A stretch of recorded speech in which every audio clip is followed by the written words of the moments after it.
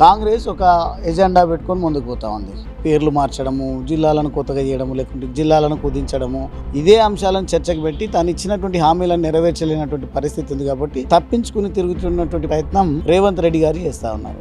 ఈ సందర్భంగా మేము ఒకటి తెలియజేస్తూ ఉన్నాం, ఏం చేసినా ప్రజాకోణంలో ఆలోచించి చేయాలి తప్ప తమ ఉనికిని చాటుకోవడం కోసము, తమ ఆలోచనలను ప్రజలపైన రుద్దడం కోసము ఏ పార్టీ కూడా ఆలోచన చేయడం సరైన పద్ధతి కాదు అనేది మాత్రం చెప్పగలుగుతా. సికింద్రాబాద్ జిల్లా కావాలని ఒక డిమాండ్ వస్తుంది. బీఆర్ఎస్ ప్రభుత్వం ఉన్నప్పుడు 33 జిల్లాలుగా ఏర్పడిన స్టేట్లో మరి సికింద్రాబాద్ జిల్లా ఎందుకు చేయలేదని మనతో మాట్లాడడానికి మాజీ ఎమ్మెల్యే బీజేపీ నేత గోవాల బాలాజీ ఉన్నారు. అన్న చెప్పండి, మీరు అప్పుడు బీఆర్ఎస్లో ఉన్నప్పుడు కూడా 33 జిల్లాలు ఏర్పాటు చేశారు, 2 సార్లు కూడా జిల్లాలు ఏర్పాటు చేశారు. అప్పుడు సికింద్రాబాద్ జిల్లా గురించి ఎందుకు మాట్లాడలేదు తెలుసాను సీనియర్స్? వాస్తవంగా భారతీయ జనతా పార్టీ లైన్ వేరే ఉంది. ఇప్పుడు కాంగ్రెస్ పార్టీ అదేవిధంగా బీఆర్ఎస్ పార్టీ ఆలోచన విధానాలు వేరేగా కనిపిస్తూ ఉన్నాయి. మొత్తంగా వాళ్ళు 2 పార్టీలు కలిసి ప్రజలను గందరగోళానికి గురి చేయాలనే చక్కర్లోనే వెళ్తున్నారు. ఈ సందర్భంగా నేను ఒకటే చెప్పదలుచుకున్నా, అప్పుడు ఎవరి కోసం జిల్లాల సంఖ్యను పెంచిండ్రు. వాస్తవంగా ఉన్న పరిస్థితి ఏంటి అంటే, ఒక పార్లమెంట్కి ఒక జిల్లాని చేస్తే సరిపోయేది అనేది అప్పుడు ఉన్నది. సరే, ప్రజల ఆలోచనలు పరిగణలోకి తీసుకున్నారా లేదంటే ఇష్టారీతిలో జిల్లాలను చేసిండ్రా అది తర్వాత మాట. కానీ అప్పుడు ఉన్నటువంటి పరిస్థితుల్లో అడగాల్సిన వాళ్ళు అడగకపోగా ఇప్పుడు కొత్త అంశాలను తెరపైకి తీసుకొచ్చి ఒకరు అంశాలనే చర్చకు పెట్టి ఇచ్చిన హామీలను నెరవేర్చుకోకుండా గందరగోళానికి గురి చేసి రాజకీయంగా పబ్బం గడుపుకోవాలనే ఆలోచనతో కాంగ్రెస్ వెళ్తూ ఉంది. ఈ సందర్భంగా మేము ఒకటి తెలియజేస్తూ ఉన్నాం, ఏం చేసినా ప్రజాకోణంలో ఆలోచించి చేయాలి తప్ప తమ ఉనికిని చాటుకోవడం కోసము, తమ ఆలోచనలను ప్రజలపైన రుద్దడం కోసము ఏ పార్టీ కూడా ఆలోచన చేయడం సరైన పద్ధతి కాదు అనేది మాత్రం చెప్పగలుగుతా. అంటే అప్పట్లో కేవలం కేటీఆర్ కోసమే ఒక సిరిసిల్ల జిల్లాను ఏర్పాటు చేశారని కూడా విమర్శలు వచ్చినాయి. మరి అట్లాంటప్పుడు సికింద్రాబాద్ జిల్లాను కూడా అప్పుడే మంత్రిగా ఉన్న తలసాని శ్రీనివాస్ యాదవ్ అడగొచ్చు కదా. సో నేను అదే అంటున్నా, ఇప్పుడు మీరు కాంగ్రెస్ని అడగాల్సింది నన్ను అడగడము, బీఆర్ఎస్ని అడగాల్సింది నన్ను అడగడం అనేది సబబు కాదు.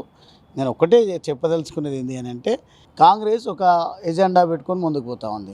పేర్లు మార్చడము, జిల్లాలను కొత్తగా చేయడము, లేకుంటే జిల్లాలను కుదించడము, ఇదే అంశాలను చర్చకు పెట్టి తాను ఇచ్చినటువంటి హామీలను నెరవేర్చలేనటువంటి పరిస్థితి ఉంది. కాబట్టి తప్పించుకుని తిరుగుతున్నటువంటి ప్రయత్నం రేవంత్ రెడ్డి గారు చేస్తూ ఉన్నారు. ఇప్పుడు ఇదే వారి గందరగోళానికి గురి చేసేటువంటి ఎజెండాను పెట్టుకున్నటువంటి కాంగ్రెస్ పార్టీకి వత్తాసు పలికినట్టుగా బీఆర్ఎస్ పార్టీ వ్యవహార శైలి కూడా కనిపిస్తూ ఉంది. కాబట్టి ఇది కాదు ప్రజలకు కావాల్సింది.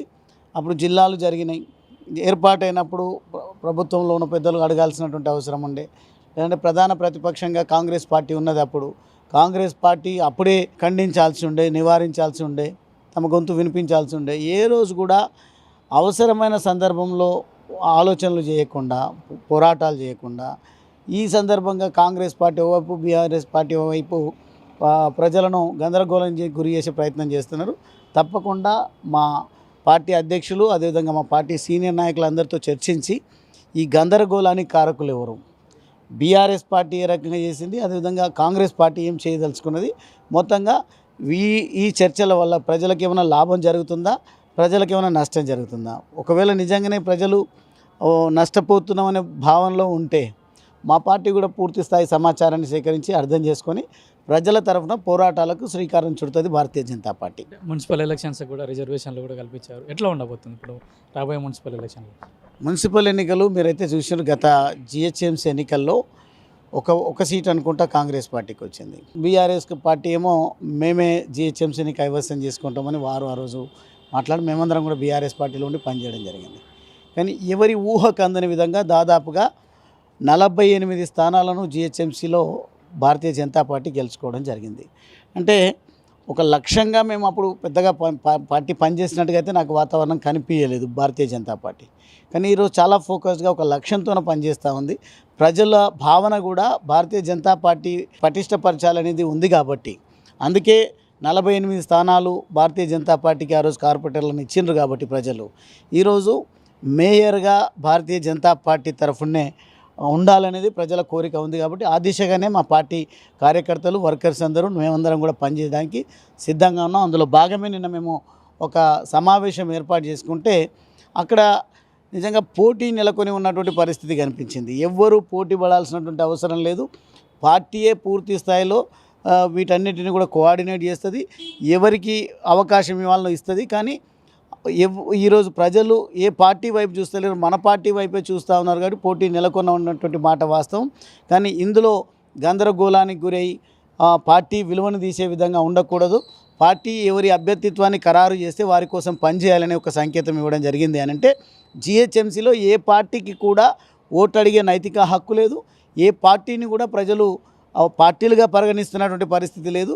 అందుకే ఈరోజు మొన్న జరిగినటువంటి ముంబై ఎన్నికల్లో, ఈరోజు మహారాష్ట్రలో జరిగినటువంటి మున్సిపల్ కార్పొరేషన్ ఎన్నికల్లో భారతీయ జనతా పార్టీ విజయఢంకా మోగించింది. అదేవిధంగా మొన్న త్రివేంద్రంలో జరిగినటువంటి 101 కార్పొరేటర్లు ఉంటే 50 స్థానాలను చేజిక్కించుకొని మేయర్గా ఎవరు ఊహించని విధంగా అక్కడ కూడా భారతీయ జనతా పార్టీ విజయఢంకా మోగించడం జరిగింది. అంటే ఎక్కడికక్కడ ఏ ఎన్నిక వచ్చినా, ఇప్పుడు రేపు భవిష్యత్తులో వెస్ట్ బెంగాల్లో ఎన్నిక జరిగినా కూడా వెస్ట్ బెంగాల్లో కూడా భారతీయ జనతా పార్టీ కాషాయ జెండానే ఎగరవేయబోతోంది. అంటే దేశం మొత్తం భారతీయ జనతా పార్టీ వైపు నరేంద్ర మోడీ గారి నాయకత్వాన్ని కోరుకుంటూ ఉంది. కాబట్టి ఎన్నిక ఏది వచ్చినా కానీ ఖచ్చితంగా ప్రజల ఆశీర్వాదం, ప్రజల మద్దతు భారతీయ జనతా పార్టీకే ఉంటుందనేది మాత్రం స్పష్టం. అంటే ఇప్పుడు డీలిమిటేషన్లో కూడా కేవలం ఎంఐఎం పార్టీకి అనుకూలంగా కొన్ని డివిజన్లు కూడా చేశారని కూడా విమర్శ వస్తుంది. అంటే బీజేపీ పార్టీ కూడా అక్కడ ఫిర్యాదు కూడా చేయడం జరిగింది.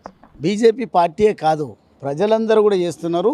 వీరు దొంగలు కలిసి ఊళ్ళు పంచుకున్నట్టుగా మన జూబ్లీ హిల్స్ ఎన్నికల్లో కాంగ్రెస్ పార్టీని గెలిపించడం కోసం ఎంఐఎం పార్టీ పనిచేయడము, అదేవిధంగా ఎంఐఎం పార్టీ పనిచేస్తే రేపు భవిష్యత్తులో మేయర్గా మీకే అవకాశం ఇస్తామని చెప్పేసి మాట్లాడుకోవడం అనేది ప్రజల్లో విస్తృతంగా చర్చ జరుగుతూ ఉంది. కాబట్టి అందులో భాగమే వాళ్ళకు అనుకూలంగా ఈ డివిజన్లను తయారు చేసినట్టుగా ఒక చర్చ అయితే ఉంది. కానీ వాళ్ళు ఏ లక్ష్యంతోన డివిజన్లను తయారు చేసినా కానీ ఈరోజు ఏ ఓటు బ్యాంక్ రాజకీయాలకు తెరలేపినో ప్రజలకు అర్థమవుతూ ఉంది. కాబట్టి దేశాన్ని యూనిట్గా, దేశాన్ని ఒకటిగా చేసి నడిపిస్తున్నటువంటి భారతీయ జనతా పార్టీ వైపే ప్రజలు ఉంటారు.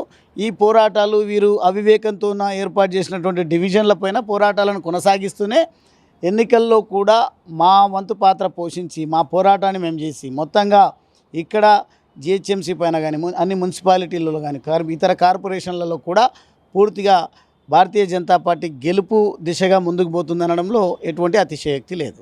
రానున్న మున్సిపల్ ఎన్నికల్లో కూడా మొత్తం బీజేపీ పార్టీ అన్ని స్థానాల్లో కైవసం చేసుకుంటుందంట. అట్లాగే సికింద్రాబాద్ జిల్లా విషయానికి వస్తే కేవలం వాళ్ళ స్వార్థ ప్రయోజనాల కోసమే జిల్లాను తెరపైకి తీసుకొస్తున్నారని చెప్పేసి కూడా బీజేపీ నాయకులు గోలబార్లు చెప్తున్నారు. కెమెరామెన్ రూపాలతో కిరణ్ కుమార్, పల్లవి టీవీ, హైదరాబాద్.